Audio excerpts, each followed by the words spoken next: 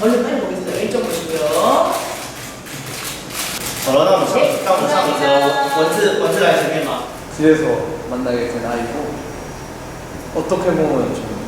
계획이 없었죠. 근데 보자마자 운명이라는 느낌을 받아가지고 그 다음에 두 번째 피터는 둘째 피터는 이제 유기묘일 거예요. 그래가지고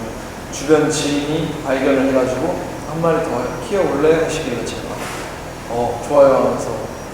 아무래도 혼자 있는 것보다 그래도 한 마리가 더 있는 게 안 외로워할 것 같아서 키우게 됐고 또 셋째는 이제 어머니가 한 마리 더 키우고 싶다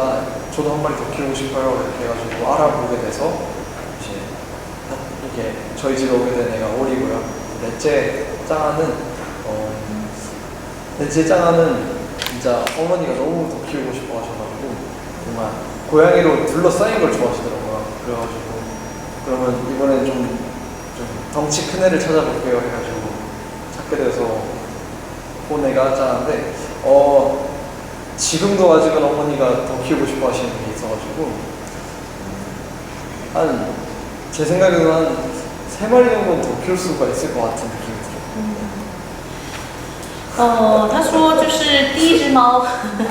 第一只猫的话就是在路上，刚好就是看到这个猫，然后他说完全没有这个就是原先的计划，所以他说他路上遇到那只猫，应该是对他来讲一种命运的感觉。那第二只的话就是刚好他的朋友有发现有一个被遗弃的猫，然后那个朋友说，你要不要就是再领养它？来养这样，那他觉得说，只有一只猫，觉得家里比较孤单，所以他觉得，多一只也没有关系，所以就请他来，就是把它带过来养，就是那个猫叫 Peter， 就这样。那第三只的话，就是因为妈妈非常非常的喜欢养猫，然后他也非常的喜欢，所以后来就是他们就是2个人就是说好，就找就是另外一只领养第三只就是鸭子那个欧里那个猫，然后第4只张娜的话。张娜对不对？第4就是张娜这个名字，然后他妈妈非常非常喜欢，就是被猫这样围起来的感觉，所以他就是去找一找可能是比较大只一点的猫，然后才来选择这只猫来